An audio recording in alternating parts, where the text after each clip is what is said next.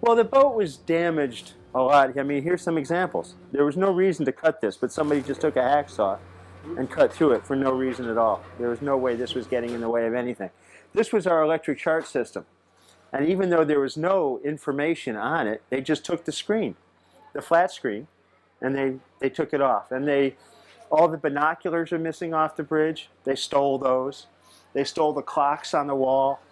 I mean, those were stuff that had no bearing on the investigation, but went missing after we got the boat back. They went through the lower forecastle, lower hold that I'll show you in a while, and with crowbars just ripped all the cabinetry apart to find out what was inside the lockers rather than cut the locks off and open them up. So there was vandalism, unnecessary stuff. But in the end, they kept the heaters on, so the engine wasn't damaged. If the engines had been allowed to freeze up, we might not have been able to repair her. It wouldn't have, probably not have made economic sense. So the fact that she motored back on her engine was a huge relief for me. That Danny, the skipper, was able to bring her back on her own power rather than get towed back by a tugboat.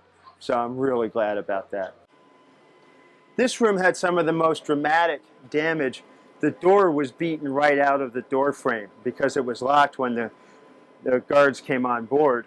And Colin, the radio operator, was trying to send out footage over the Inmarsat, and they just had to they splintered the door into many pieces and got rid of it. But these racks, this equipment is all missing. They just took it out and took it away somewhere. All the radios and the equipment that was in here, the computers, radios, everywhere you see a blank space, you know that there used to be something. Things in here. Colin had just made up some very nice doors for this cabinet, so it wasn't so noisy in here. And they were just destroyed.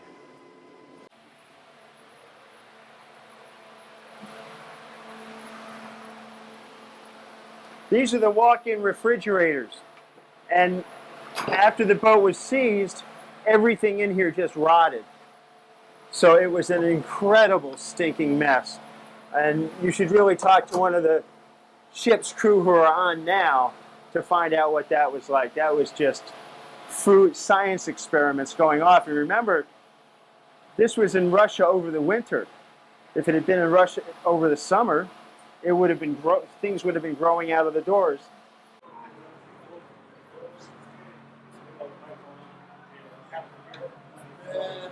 So this is the hold. The last time I was here, the floor was all covered with scientific equipment because we were planning to do a research trip after we did this. And there were big, expensive lenses and drop cameras, and they just took those. Cameras, things that can't record any information, lenses like this for underwater use, and I'm sure they're gone. I'm sure they're gone.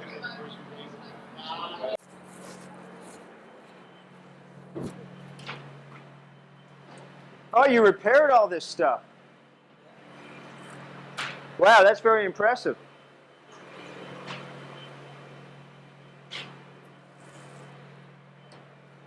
When they were searching the ship, they just ripped everything apart with crowbars. You can see where they used to be. The crews repaired it. They pulled everything out on the deck and just left it there. So this has all been repaired, and it looks much, much better. This is all the Arctic's cold weather survival clothes that we keep when the ship's operating up there. And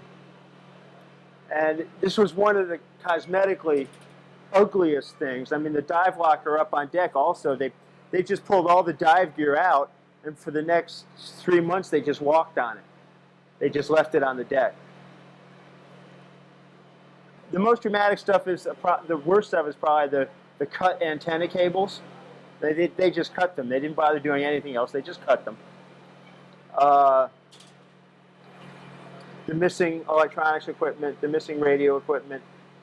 And the mess. And that seems to be the worst of it.